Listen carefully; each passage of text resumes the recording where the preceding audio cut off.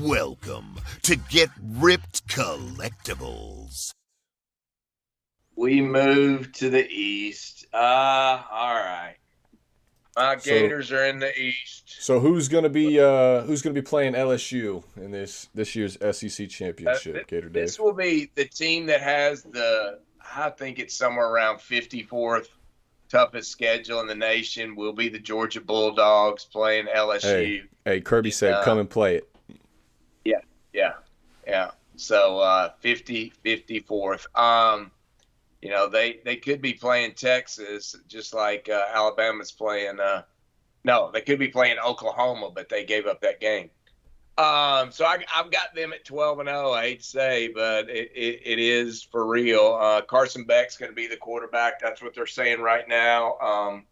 I just don't think there's a single team on their schedule that is going to give them a run for the money. Obviously, Tennessee's probably going to be the toughest game because they do play that at Tennessee.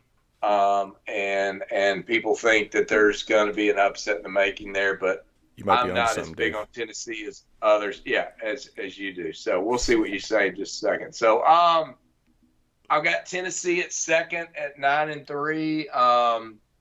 They got Joe Milton, who's been around a minute, was up at Michigan, Yep. coming in to run the offense there at in Rocky Top, and I think he'll do okay. They got the great freshman in the back pocket if things get sideways at all. Nico is back there, one of the top quarterbacks in the country, and they paid a couple of mil for him. So something goes wrong with Joe, they've got Nico back there. So Volunteers at 9-3, and in third place, Kentucky Wildcats 7-5. They So bring in Devin. I, I What? Go just ahead. I just got one quick question before you move on Yes. from on that Yes. Kentucky. Is there? I couldn't help but notice that there's a similar team. Do you have them above yours because they are gonna be? No. No. Oh, okay, No. okay. I have them below. Oh snap! You're right. I see the numbers are wrong. So Kentucky at 3 for sure. Okay.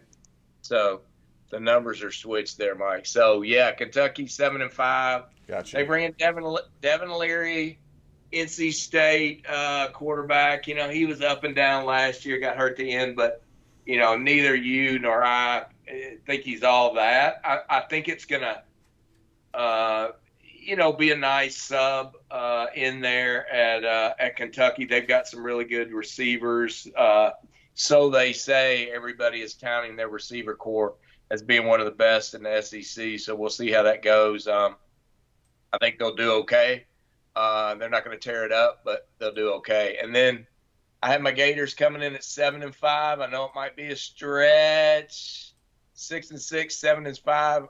It's probably where we're going to be this year, but I'm going to go 7-5. I think that will make some improvement. I believe that the key is going to be the defense, and the defense is going to be much improved over last year. We've been switching guys out for the last 2 years, and I think we're to the point where some of the garbage is gone, and we've got a new coach, and pretty excited about him coming in. Young guy. He was going to be the linebacker coach at Bama, and we turned around and made him our defensive coordinator. So he was defensive coordinator last year at Southern Miss. But I think we're going to see a big difference in our defense. That now that we've kind of beefed the talent up a little bit, I think we're going to play press man instead of staying 5 or 10 yards off the ball. So I think we've got a shot at 7-5 this year. Obviously, we've got our quarterback Graham Mertz from Wisconsin, who hopefully can just be respectable. South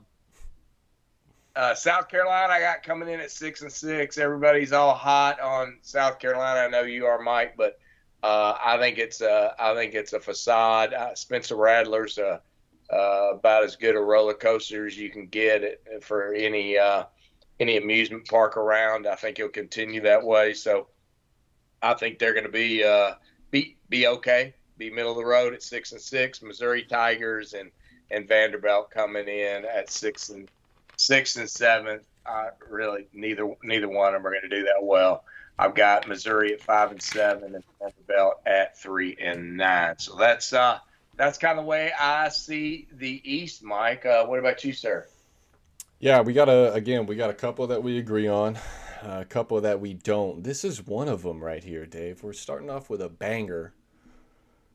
They're going to dethrone those Georgia Bulldogs that you're talking about. The Tennessee Volunteers. Come on, Joe man. Nothing sucks like a Joe Bighorns brother. Milton. Joe Milton.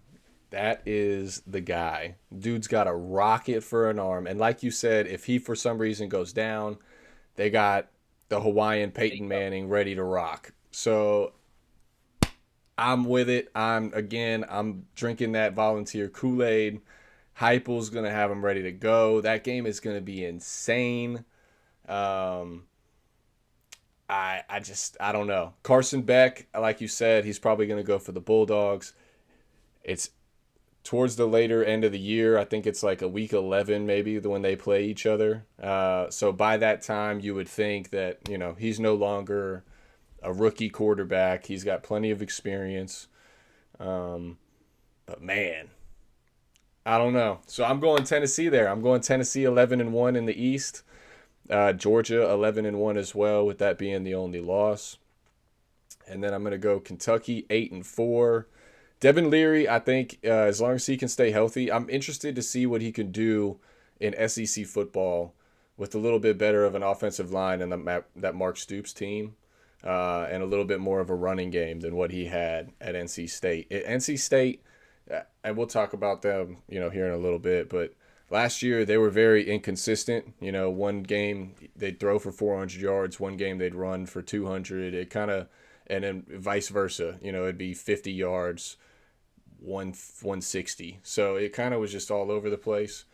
So I'm interested to see what he could do, because he was hyped up last year as a potential first-round pick before he got injured and everything else.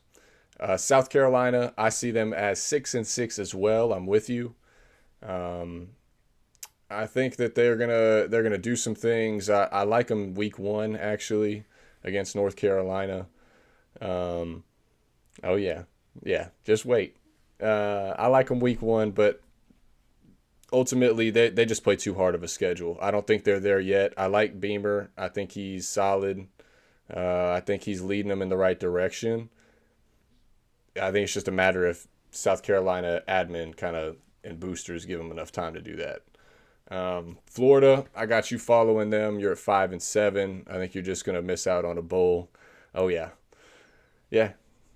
That's all right, Miami, Mike. We'll see there, buddy. It's gonna happen. You want to hear how it's gonna happen? I'll give it to you. 5-7. You're gonna lose to Utah. Luckily, you play McNeese State at home the next week, so you'll go ahead and get a win there. The following week, you're gonna play Tennessee. That ain't happening. You're gonna play Charlotte the week after. I'll give you that win, but I like that coach a lot. He's coming out to prove some people wrong this year. Don't count him out. Kentucky, that team that's 2 places above you, they will beat you. You're going to beat Vandy. You're going to lose to South Carolina. You're going to lose to Georgia, unfortunately. You're going to beat Arkansas. You're going to lose to LSU, win against Missouri, lose Florida State. 5-7. All right. Well, we'll see there, buddy. Hey, in Graham Mertz, you trust, and I just can't. No, I can't do it. I never said that. I never said that. 7-5, man. That's bowl eligible. That's Billy Napier football right there, baby. True that is. Sunbelt Billy. At least we did make a bowl last year. All right. That's true. Shall we move on there, Mike? Oh no, what do you have after Florida? But how did you do in the bowl game, Dave? We made it to a bowl game. Last 2, I got Missouri 5-7 also, and I got Vandy 2-10. You got them worse than I do. All right. Oh yeah, Vandy's gonna get torched this year, unfortunately. All right. They have a tough schedule. They might mess around and lose to Hawaii here week 1. Yeah, could be. I don't think so though. If they're not careful. All right, man. Let's head westward. Westward, young man. Let's head to the Pac-4. I mean Pac-12. I'm sorry. It's Pac-4 next year right now. So they've only got 4 teams left in the Pac-12, but I guess we'll chat them up. So